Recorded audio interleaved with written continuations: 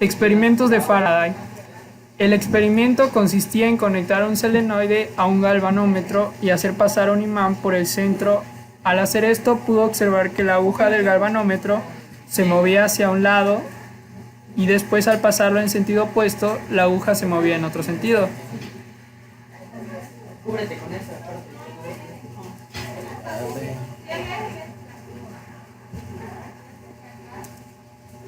Inducción por un imán que pasa a través de una bobina.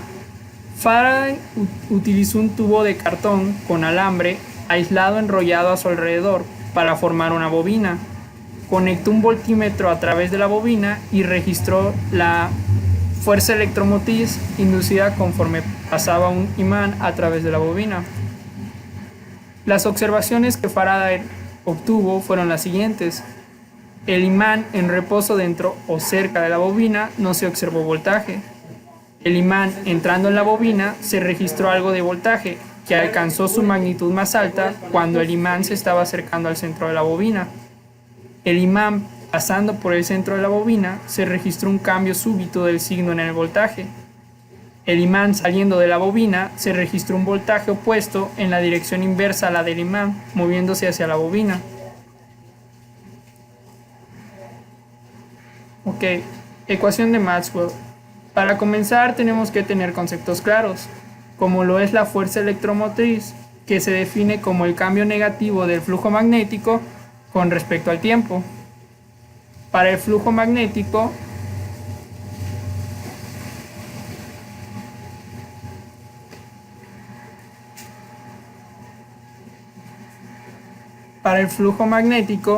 es la integral abierta por el campo magnético por la diferencial de área, en donde la integral tiene que estar abierta o de lo contrario nos tiene que dar cero por cuestiones de polo magnético.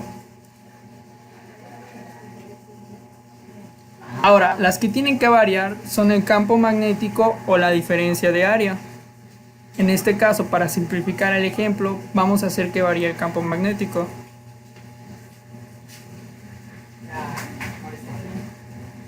Entonces, al variar el campo magnético se induce esta fuerza E, y bajo la tercera ley de Newton, por cada acción tiene que dar una reacción. Es precisamente esa reacción la que induce una corriente creando un campo magnético que se opone al cambio que lo está creando.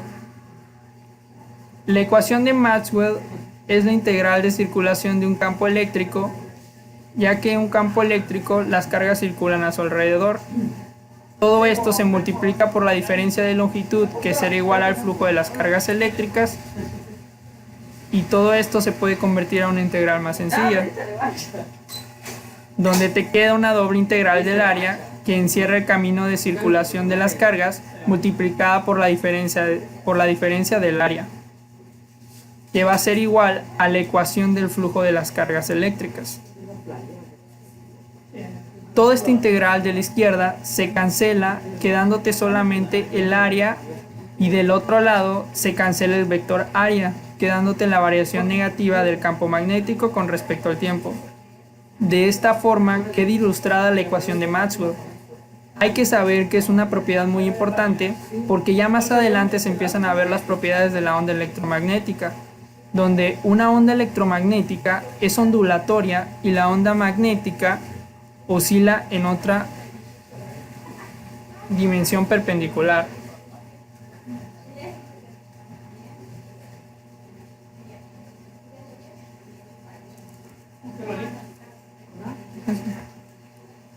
Pero, Ok, ya que te